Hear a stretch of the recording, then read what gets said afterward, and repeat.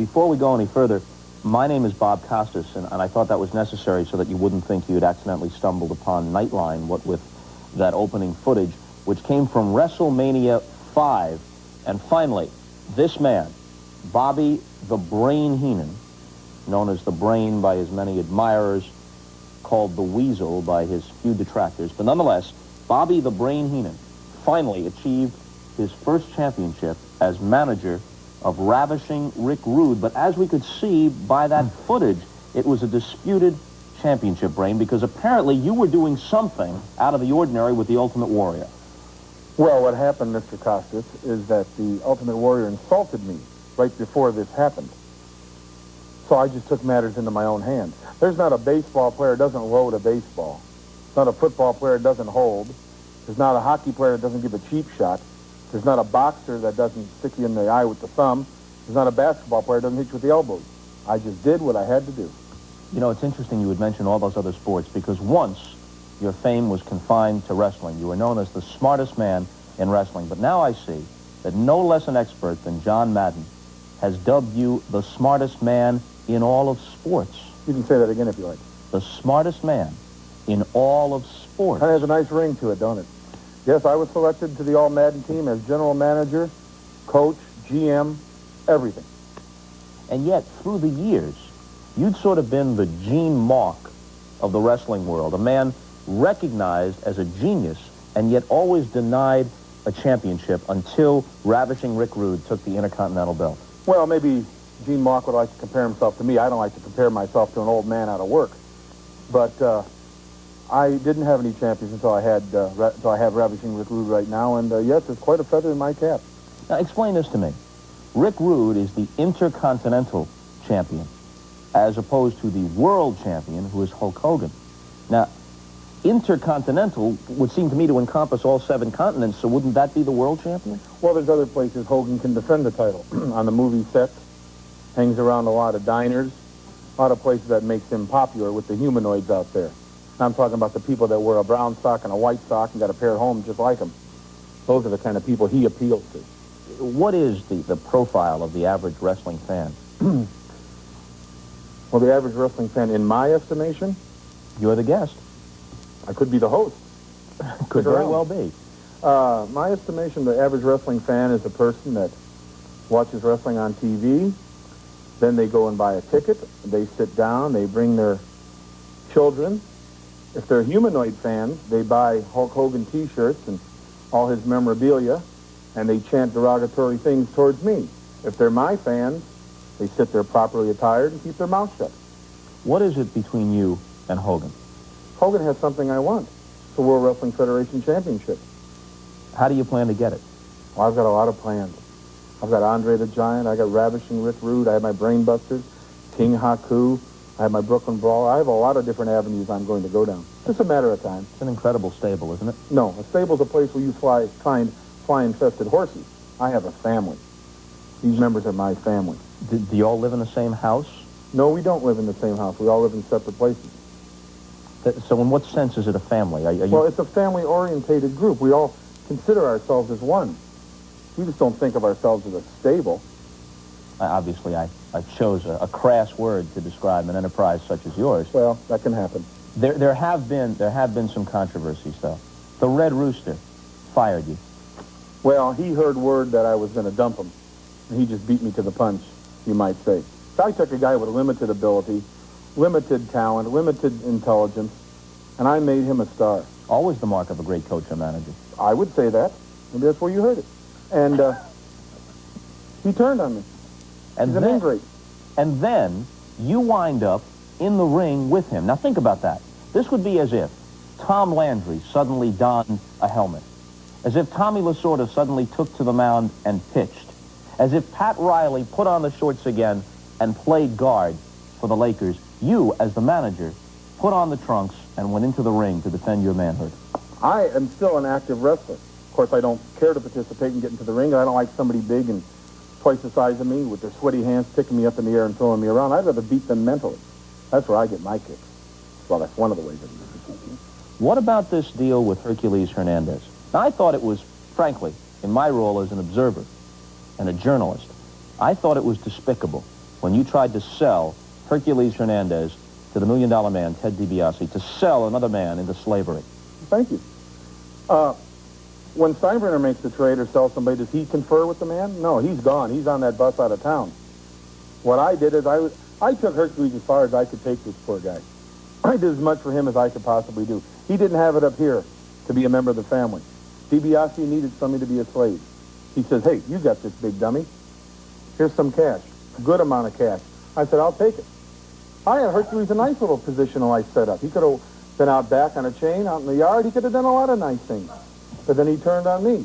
It wasn't like I just cast him aside without giving him another job. He had a position in life. As the smartest man in sports, as a manager extraordinaire, what advice would you give me about managing my own career? You may be a little too far gone. But like your show. See, I have my own talk show. Called, I'm the star of it. It's called Bobby Heenan. Starring Bobby Heenan. The Bobby Heenan. Oh, so this show. isn't the one you do with Gorilla Monsoon. Who? I thought he was your partner. No, he's my co-host. But your show is called Bob Costas Later. It's just later. No, it's Later with Bob Costas. Doesn't matter. It's still later. Yeah. Later is something you tell an ugly girl on a date. Later. What you should do is call it the Bob Costas Show. Then people would recognize you on the street. People know who you are. Good advice. Not bad advice. I'm not even going to charge you for it. The Bob Costas Show continues in a minute. We done? No. More on Later with Bob Costas, right after this. Back with the man John Madden dubbed the smartest man in all of sports. There's no disputing he's the smartest man in wrestling. Bobby the Brain Heenan, co-host along with Gorilla Monsoon of primetime wrestling. And very often, as is the case with most good journalists, you have to get out of the studio and go on location, such as the show you did on a yacht. That was my own yacht. I had him out there for the weekend. Made a spectacle of himself. Had to ask him to leave. Monsoon did. Yes. Had some lovely ladies there. Had champagne. Went out for a little afternoon yachting. Caused trouble once again. What about the time when you had to go to Tucson? Kind of an Old West setting. Oh, yes. That was horrible. Went out there to film Primetime, some episodes of Primetime. They got me movie director there. I knew. I wanted to do some movie work just to see what it was like. Hooked me up to a chain hoist, pulled me out backwards through some doors, knocked me through a window, shoved me off a roof. Yeah, I had a great time in Tucson. What about the episode with the Rosati sisters? Oh, the Rosati sisters. They were lovely women. You know them? No, only through television. Then you should have a Richter scale if you ever meet them. they're the only girls you can take out to eat for pizza and you don't have to cut it. They're that way. Rosati. You know what Rosati means in Italian? Lard. Well, Big girls. Didn't you refer to them quite gently as warthogs? Sweat hogs. Oh, sweat hogs. Yeah. There was something I didn't close get to that far to see if there were warts on them. Well, how is it that you happened to hook up with them? Was it a I don't blind know. They're date friends of situation? Monsoons. They show up on primetime, unannounced, uninvited. They gave him a banana squirt gun to squirt me with. They make fun of me. These three stand there and make fun of me. They look like three wrecking balls out of work, and they make fun of me. So they're Monsoon's girlfriends. They may be Monsoon's missus. As far as I know, who knows? Now, what is the deal now with the Macho Man? Once managed by the lovely Miss Elizabeth, now in her place, since she became disillusioned with the breakup of the Mega Powers and the battle between Hulk Hogan and the Macho Man, she's out of the picture, and in comes this imposter, the sensational Sherry. She's not an imposter. She's a very, very beautiful woman. But there'll never be another Miss Elizabeth. Good. I mean, she's attractive in her own gaudy kind of way. I mean, if you like discount dresses and cheap cologne, she's great. And she appeals to a certain amount of people out there. She's an attractive lady in her own way. But Sherry, she's that centerfold, you know what I mean, without the staples. I mean, she's there. You can look at that thing all day long with Sherry. She's something. Nice makeup. She dresses well. She's going to add class to the Macho Man. She's going to take him back up there.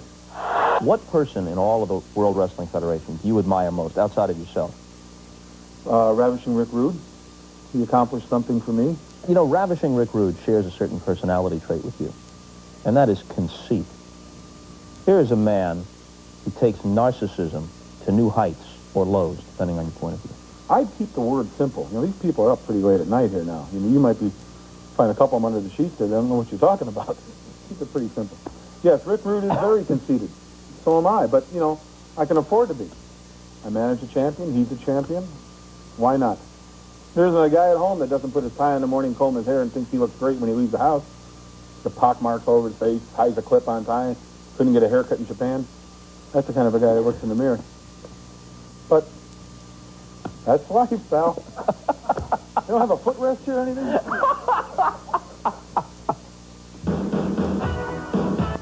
Bobby the Brain Heenan checking out the decor. I noticed they repulled the furniture from the Port Authority lobby.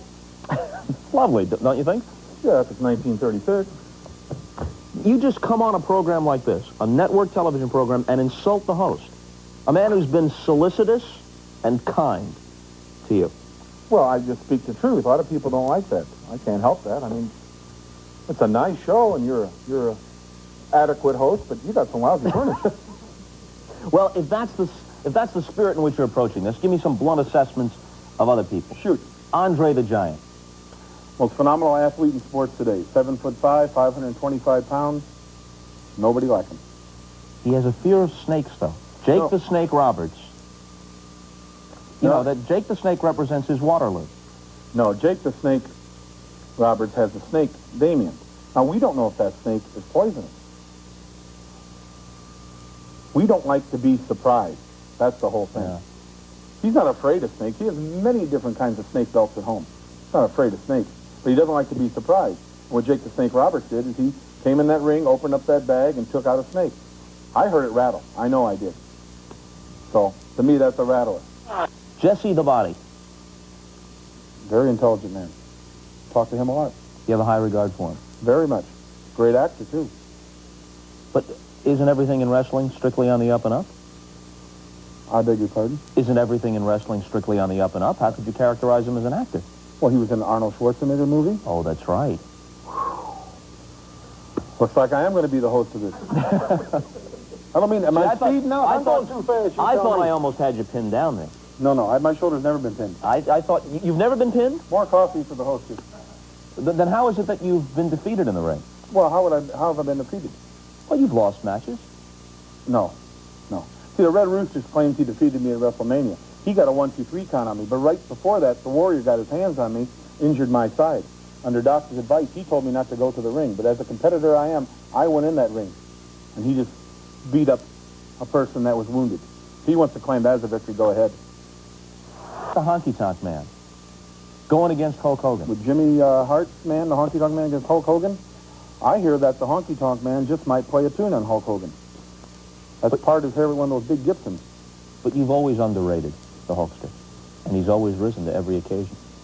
I've never underestimated the Hulkster, Hulk Hogan, or whatever you want to call him. He's a very big, powerful man. He has a lot of humanoids out there that back him, and when they start yelling and chanting and cheering, he enjoys that. He loves it. It gets his adrenaline going. He's just a human being. He has flesh, he has blood, he has fingers and tendons. He can be hurt. Tag team match. The Brain Busters. My Brain Busters. Tully Blanchard and Arn Anderson will be World Wrestling Federation Tag Team Champions very shortly. They've got to take on Demolition, all right? That's right. We wrestled them before on Saturday Night Main Event, and we won that match. Of course, they were disqualified, which to me is kind of a cheap way out. But we took them on points if you wanted to have a point system. We led the match the whole way, and they were lucky they escaped because they got disqualified. And coming up, it'll be 2 out of 3 falls. Now let's see what they can do. 2 out of 3 falls, that's fine. That sounds like the spirit of true sports competition. But when a couple of competitors are dubbed the Brain Busters, that has a certain sinister edge to it, don't you think? That's what you think, and that's what the humanoids think. But see, you can beat a person's brains in different ways. You can make them worry about my team, and they'll have a convulsion, go upside down and pass out.